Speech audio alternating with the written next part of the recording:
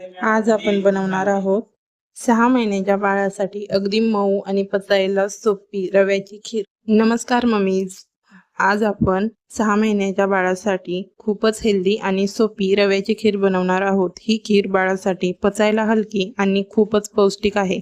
त्यासाठी इथे मी थोडा गूळ, थोडासा बारीक रवा, 1 कप पाणी आणि एकदम थोडंसं तूप घेतलंय। सर्वात आधी पॅनमध्ये रवा टाकून हलकासा भाजून घ्यायचा।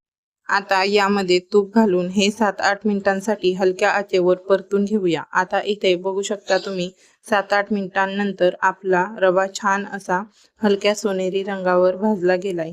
आता इथे मी एका भांड्यामध्ये पाणी गरम करायला ठेवलं आहे। आता आपण याच्यामध्ये रवा घालूया आणि हे व्यवस्थित मिक्स करून घ्यायचं आहे। रवा सतत हलवत राहायचं आहे, नाहीतर याच्या गाठी तयार होऊ शकतात। त्यामुळे बारीक गॅसवर हे सतत हलवायचं आहे। खीर छान मऊ आणि चांगली पातळ होईपर्यंत शिजवून घ्यायची आहे। ही खीर आपल्याला चांगली 4-5 मिनिटं शिजवून घ्यायची आहे। 4-5 मिनिटांनंतर तुम्ही बघू शकता आपली खीर शिजवून तयार झालेली आहे। आता यामध्ये आपल्याला गूळ टाकून घ्यायचा आहे। आता इथे बघू शकता तुम्ही आपली खीर तयार झालेली आहे। आता ही खीर थंड झाल्यावर आपल्याला बाळाला खाऊ घालायचे आहे। मी इथे काही महत्त्वाच्या टिप्स सांगते। खीर नेहमी ताजी बनवायची आहे आणि पहिल्यांदा थोड्याच प्रमाणात ही खीर बाळाला द्यायची आहे। बाळाला काही ॲलर्जी होत नाही आहे ना, याच्याकडे व्यवस्थित लक्ष द्यायचं आहे।